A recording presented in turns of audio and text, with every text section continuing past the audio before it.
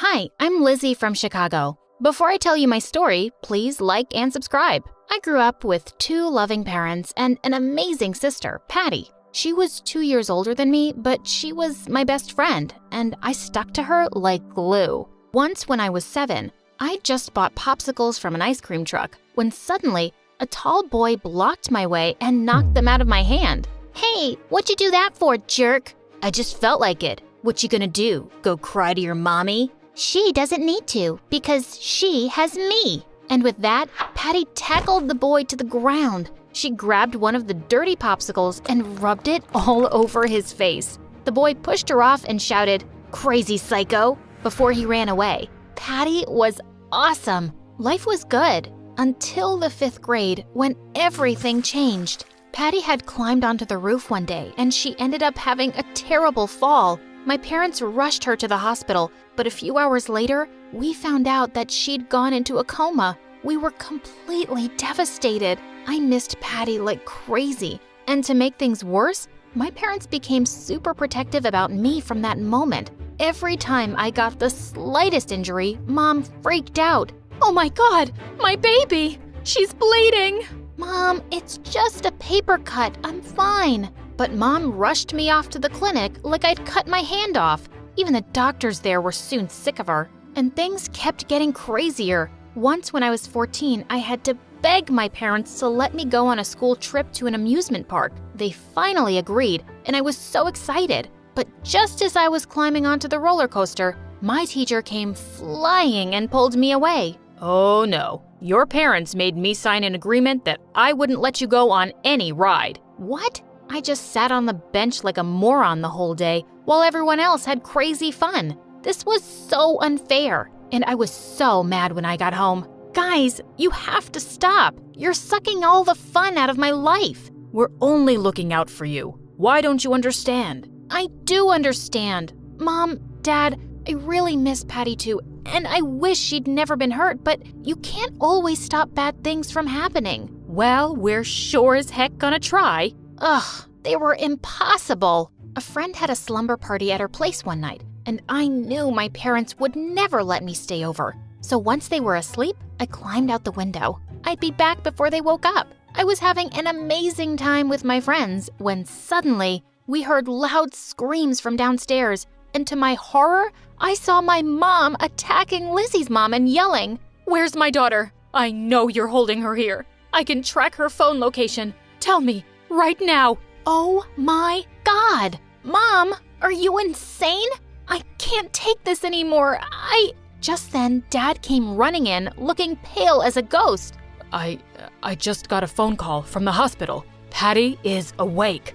We forgot everything and rushed to the hospital, and we found Patty sitting up in bed, smiling at us. It was unbelievable. Luckily, Patty's head injury hadn't affected her memory, but it took her a month of physical therapy just to be able to walk again. When she finally came home, we had her room all newly decorated for her, and I hugged her tight. "Patty, I missed you so much." "I missed you too, Lizzie." Patty was now 16, but her mind still seems like that of a 12-year-old. I felt like the older sister now, and it felt a bit strange talking to someone who had no idea what had happened in the past 4 years. "Oh, any new songs by One Direction?" "Oh, no, Patty. They broke up soon after your accident." "Oh, I see.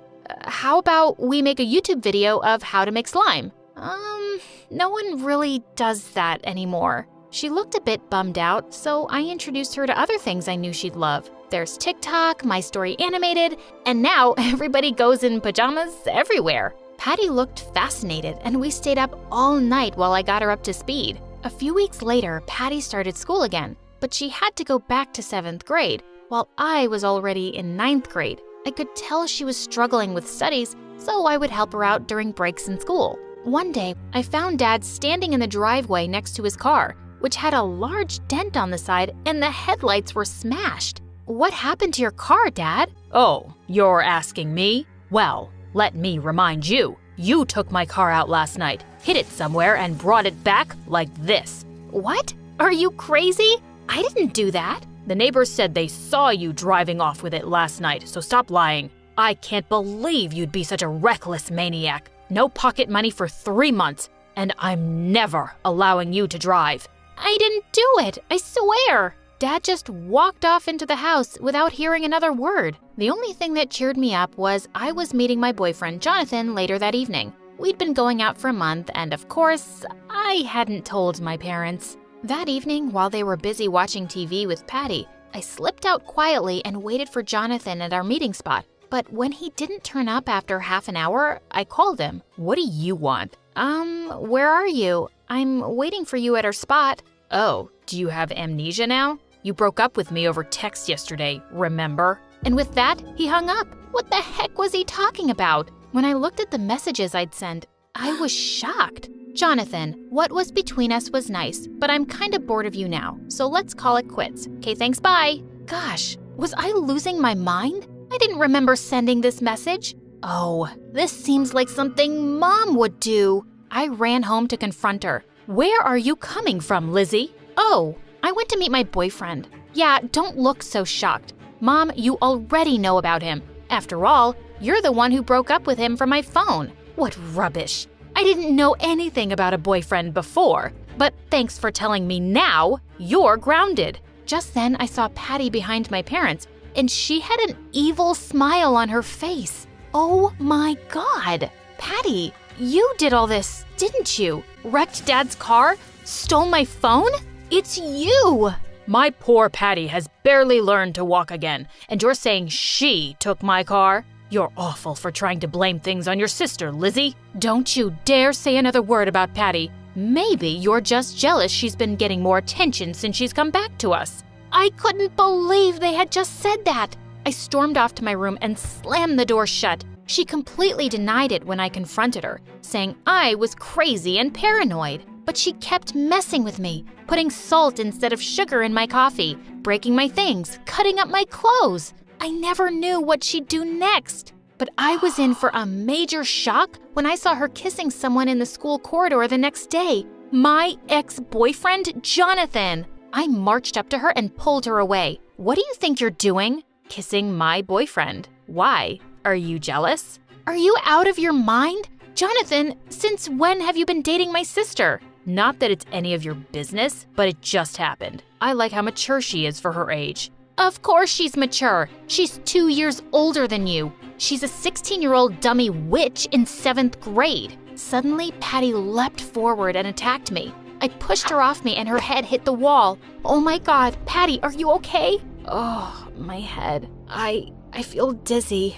As Jonathan quickly carried her away to the school nurse, she turned around and grinned at me. And all hell broke loose when the principal called my parents to take Patty home, and they found out I'd pushed her. Mom, Dad, I didn't mean to. She attacked me first, and she's fine. I'm telling you, she's lying. That's enough. I can't believe you'd hurt your sister after everything she's been through. After everything we've been through.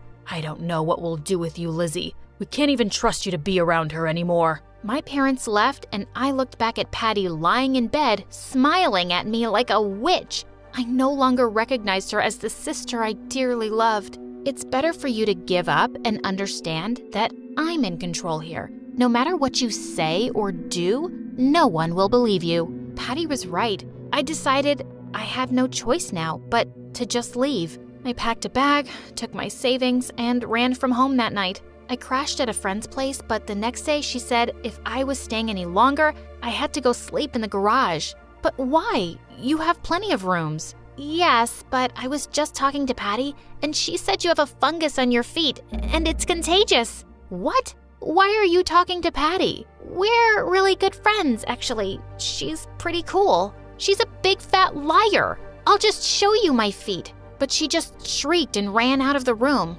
Ugh.